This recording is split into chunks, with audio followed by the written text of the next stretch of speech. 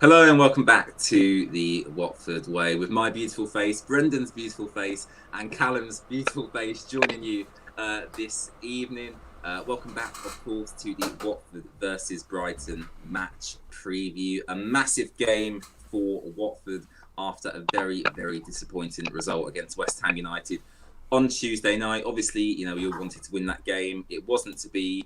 But we go ahead into this Brighton game at the weekend. Potentially, Ismail Assar will be back. We'll discuss that a little bit later on. But before we get into it, of course, we'll go to our guests first. So, Brendan, you've just had a lovely pizza delivered to your house. So let us know, what type of pizza it was. Did you have any toppings on it? Are you a pineapple guy in pizza? What's going on, Brendan? Oh, heartbreaking here, mate. Pineapple on pizza. Oh my god. I'm a bit Italian from inside, let's say that. Well, I've got some olive and some other greens on my pizza. Lovely pizza. Shout out to the pizza here, the pizza makers here in the Netherlands. Of course, I got a little beer, a Peroni. Just had my last Peroni now because it's a little bit midweek. Don't like to drink in midweek, but yeah, you have a pizza, you take an Italian beer. So Peroni, I give it a 8 out of 10. Well, yeah. We have a talk about Brighton next up, so yeah, go on with core, isn't it?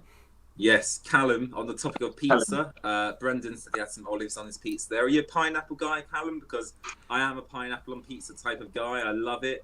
You can't go wrong with a Hawaiian pizza. How do you like to have your pizza, Callum?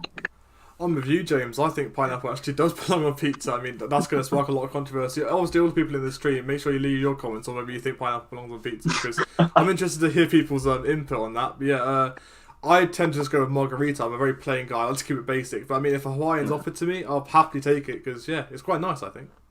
Very, very interesting start to the stream. I didn't expect to be talking about pizza, but there we go. Brendan, will come back to you, of course. We do have to talk about a football match, and that football match is Watford versus Brighton, back at Vicarage Road. It feels like, it must have been 3 or 4 weeks since we were last at Vicarage Road. It feels like a very, very long time. I've certainly missed it. I didn't manage to go to West Ham, unfortunately. I was originally planning to, but the time the kickoff was, and it was just all a bit of a pain, so I couldn't go in the end. But we're back home, back in my season ticket seat, and we come up against Brighton first. Brendan, they play good football under Graham Potter. How are you expecting Brighton to play, and do you think it's going to be a real tough test for Watford on Saturday? Yeah, James, first of all, you have to take that pie because I saw that video out of Copa 90. They're giving the pie a 4 out of 5, something like that. So you have to take that. Yeah. But yeah, back on Vicarage Road, lovely, of course. Again, a home game, important home game. Again, an important home game, I have to say. A big game. And some familiar faces at the Brighton side. It's Welbeck coming back on Vicarage Road. We all remember his bicycle kick against Norwich City. Let's hope he is out of form this time. But yeah, they have a great team, Brighton, to be honest with you. The manager is doing well, as you already mentioned there. They have some Dutchman, Joao Veldman. Well, he's a quite decent defender, but nothing to worry about. But I'm more worried about, Danny Welbeck. I think if one player can do us some pain this game, it will be him as striker. I think Basuma as well, Brendan, in midfield. Yeah. Is as well. Yeah, of course. Both of them. So, yeah, bit afraid for them, but it's, what is it, number 9? They are in the 9th position. Yeah, number 9, and we are in 19th position. Yeah. But I get some positive in already. We're playing against West Ham, the number 5 at that moment. We're playing quite good. So let's get some unlucky goal against us, to be honest. So yeah, I'm looking forward to it. I will take. Yeah, I'm not going to the score prediction yet. But, yeah, we'll do that. We'll do that a little bit later, and then we'll save your score prediction. But I'm afraid for Welbeck. Let's say that. Because I'm always afraid for people playing their old club, their former club. They love to do some pain at their former club, isn't it? Well, we had Craig Dawson playing against us for West Ham on Tuesday. He didn't score, thankfully. which was positive. But Jeremy Ngakia, of course, formerly of West Ham, was playing for Watford, so we're coming up against quite a few former players lately, which is very, very odd. Callum, going to you, and pretty much asked the same question as I did to Brendan.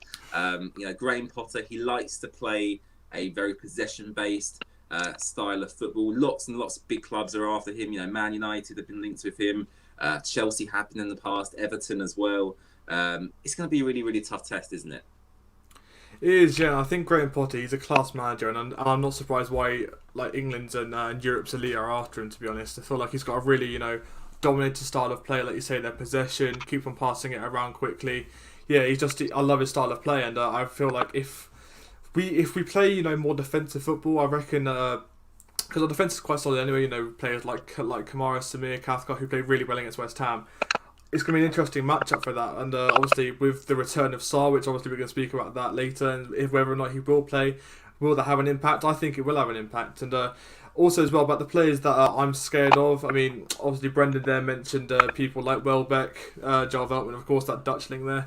I also think Robert Sanchez as well, their goalkeeper, because I think he's actually a really good talent in there, and basically compared to Foster, I think he's just 10 times better.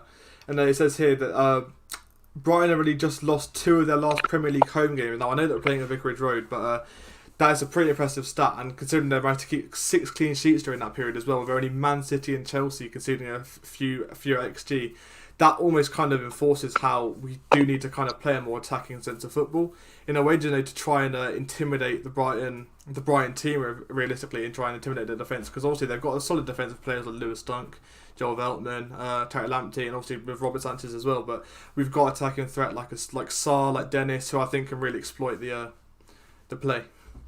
Yeah, absolutely. And you touched on Ismaila Sarr there.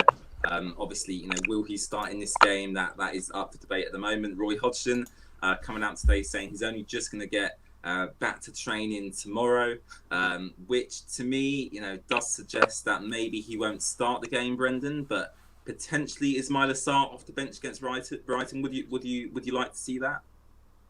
Well, not starting the game, yeah, I think so, because he will not start directly. You have to relax him, give him some time to come back in the squad. But I think he will be there after half time.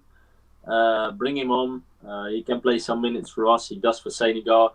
So he won the Cup of Africa, of course, and he came back as a legend for his country. So, the celebrations, Brendan! Have you seen all the videos coming from Senegal? It's crazy.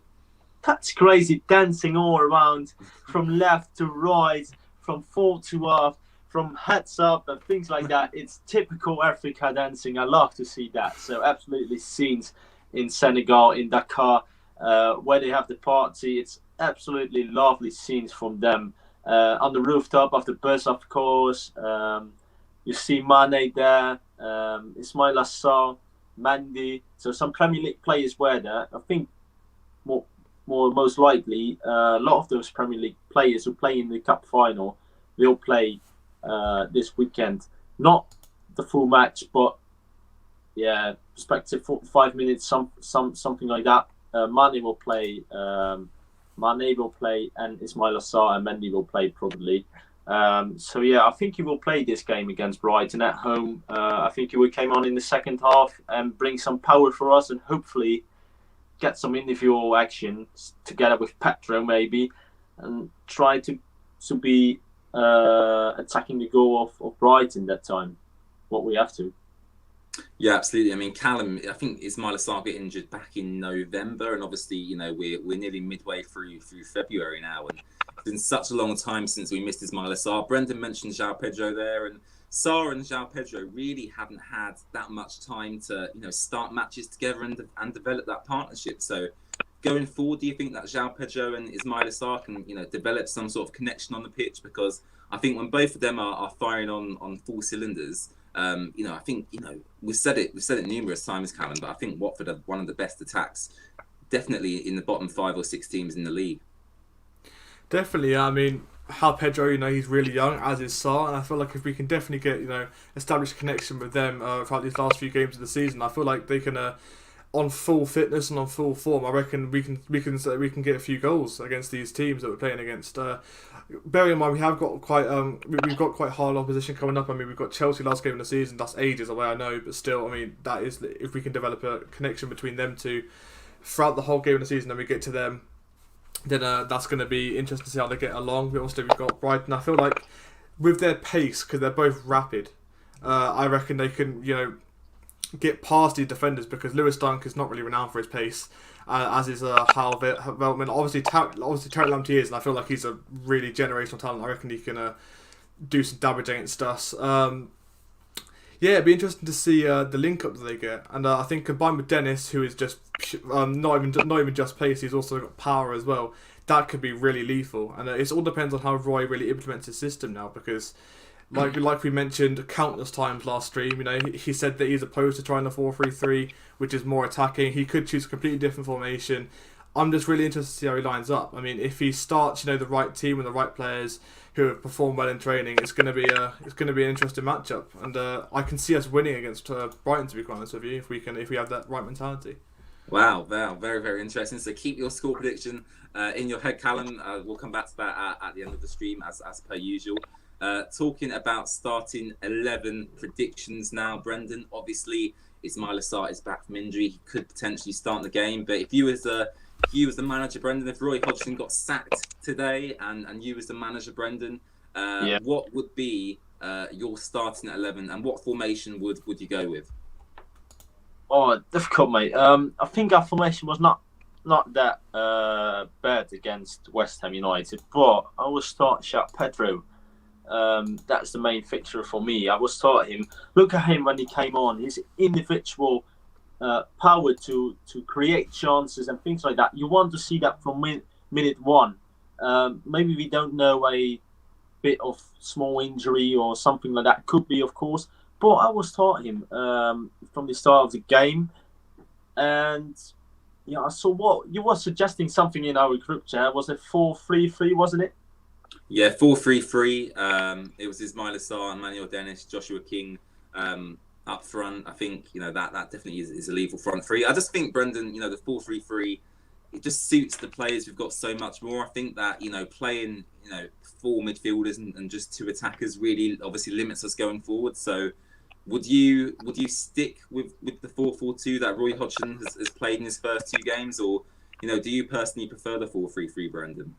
Well, if you, of course, as Dutchman, I like 4-3-3 as well. But when you play the 4-4-2, you can make some changes, but you have to be players who are going forward from the sides. So on the left side and the right side in the midfield, coming up down the wing, but they have to defend as well, and that's difficult with players like Pedro and Ismail Assar. They're too much attacking footballers. So then I have to say, if you want to play them both, just play them in a 4-3-3. Play or Dennis or Joshua King into the centre of the pitch, of the striker position, and then you can play one of them, Sarr and Pedro, on the sides, and try to give that balls inside. Sometimes going inside, like Iron Robert did before, like Salah did. Get something different. And get those fullbacks when we're attacking just up to the midfield, and try to create some positions where you have more men than the team you play against. So you have four of them, 5 of us, like that. Very, very interesting tactical insight there from Brendan. Callum, coming to you, same question pretty much. Obviously, Brendan has discussed there what his preferred formation would be, the personnel he'd like to see included. So is there any changes you'd like to make to what Brendan just suggested, or does that team pretty much sound okay?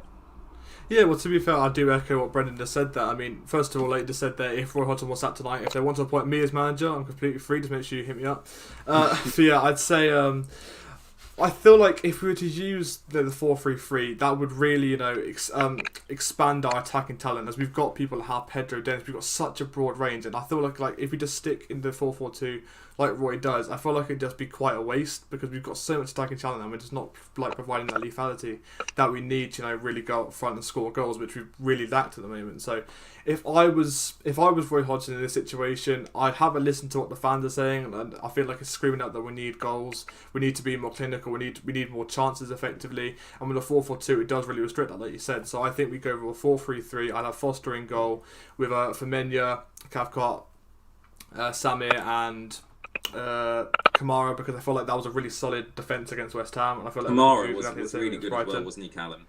Yeah, really rising star. I think he's going to be great for us at left back for this entire season. For the midfield, in a 4-3-3, I'd probably go for Kayembe and Sissoko, because I know Roy will stick with them too, because that's what he's done for these 2 games consistently, and he likes to hold mids. That's just the way he plays. And I think if I feel like this, they'd keep their positions in the squad.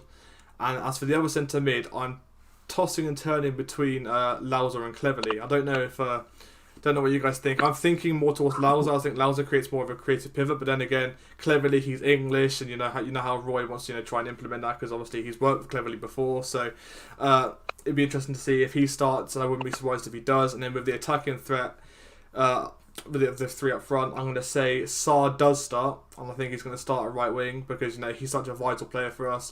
Sure, he just come off the back of AFCON and managed to win it, of course. Great celebrations, but I feel like he's just too vital for us to miss this game, and if we want to create any more attacking chances and score, he's going to be a really valuable asset for us. I feel like how Pedro's going to start and Dennis in the middle, that's going to be a squad that I think will do very well against Brighton, and we're definitely going to put up a fight again. Yeah, it's very interesting. I mean, I've said to a few people that, setting up in that rigid 4-4-2 system away from home, I think is a good idea, because you want to frustrate the home fans, hit them on the counter with the talent we've got. But I think when we come back to Vicarage Road, I think fans want to watch exciting, expansive football with the attacking talent we've got. I think if we play the same way we played against West Ham at Vicarage Road, I think a lot of the fans around me will be swearing and be getting very angry. So hopefully Roy can change the system somewhat for the home games, and then when we go and set up away from home, I think that's when we should look to frustrate the opposition a little bit more. In my opinion. So we're coming towards the end of the preview today. I've got a couple of things to ask Brendan and Callum before we go, and that is, of course, the score predictions. I've asked them to keep it in their head until the end of the stream. Brendan, we'll come to you first. You're a positive guy. You're the guy we go to. Every time we're in some need of, some positivity in our lives, and hopefully, Brendan, what's the score going to be on Saturday? Come on, give us some good news. Well, first of all, I just told you already. I just had a little bit conversation with one of the Brighton fans. We all know Josh, good friend of Tia Duckton. But he said, I think a 1-0 to Brighton. I said, okay, I think a 1-0. At least we not lose. But with Sarr coming back, with Pedro on the side, if we start him, with a 4-3-3 at home, with the fans in the stadium, backing up the guys, singing those songs. We are with 12 men there. I go for a 1-0 win. Goal scorer Ismaila Sarr. And we keep a clean sheet again, and that's all right for Ben Foster as well. So I think a 1-0, but don't be afraid. We will not lose. If we not win, it will be a 1-0. So okay. I say 1-0, but if we not win, a 1-0. So yeah, hopefully you can deal with that, guys. Okay, no, you know what, Brendan? I'd take the 1-1. Ideally, I'd like the 3 points, so I'm going to go with your 1-0 prediction. But yeah, positivity from Brendan there. Callum, are you going to be equally as positive as Brendan, or are you going to be a little bit more pessimistic and give us a score prediction we don't really want to hear? Oh, Brendan, I'm disappointed, man. I was expecting with your mindset you'd be going for a 7-0 win. I'm joking. But yeah, I'm thinking for my prediction, I'd say, I think if Sarr does come back, he does get into the squad and he fits very well after the back of AFCON. I reckon he'll be a real threat for us. And I'm going to join Brendan and you, James, as well on the positive front. I'm going to say, I think keeping a clean sheet with the attacking talent that Brighton also have and how solidified they are, I think that's probably a bit optimistic. But again, you never know, it's football, it could happen. So I'm going to go with a 2-1 Watford win. I reckon it's going to be Sarr and Dennis who are going to get the goals. Wow, very interesting. VJ in chat has gone 3-1 to Watford, even more positive. It's gone with Kuchka, Sissoko and Sarr to score. I think the thing I'm most shocked about there is Musa Sissoko scoring a Premier League goal, because every time I've seen Sissoko shoot, he I had that. Yeah? Yeah, from a corner, he have to be. He's there always, Okay. So could be. You never knew. 4-0 Watford. 4-0 Watford, Jesus. Oh my God.